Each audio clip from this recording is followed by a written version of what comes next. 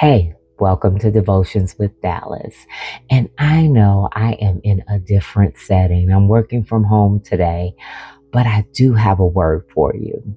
Psalm 91 and 1 says, "He that dwelleth in the secret place of the Most High shall abide under the shadows of the Almighty." And that scripture is talking about God's divine protection. A lot of times I think about when people walk out of our lives, we may look at that as them rejecting us. Or if a door is shut, we tend to feel some kind of way about that. And we'll look at that as rejection or us not being good enough or, them just simply not wanting us for whatever reason. But how many of you know that just because you felt rejection, that doesn't mean that that's what it really was? Sometimes that's God's divine protection. Sometimes that's God's way of shutting down what could harm you later.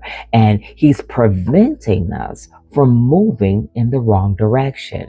You see, I don't want to be anywhere where the Spirit of the Lord is not. I want to be in right alignment with His will and with His purpose for my life. Because if I'm in alignment, then I'll open myself up to be blessed. If I am in alignment, I open myself up to have divine favor. You see, when we get out of alignment, there's no telling what might happen. One of the things that I say at our church, before we lead someone to Christ, I'll say, do you know if you are up under the umbrella of protection?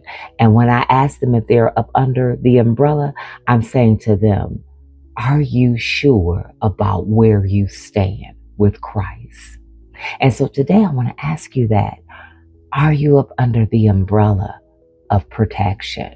Meaning the protection of the Lord.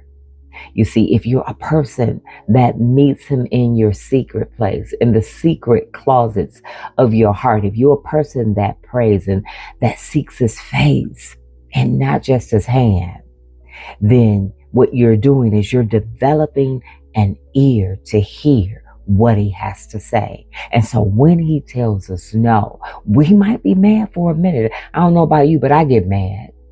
However, because I've developed an ear to hear, when things don't go my way, I simply give it back to Him and I say, all right, God, fix my emotions, fix my attitude,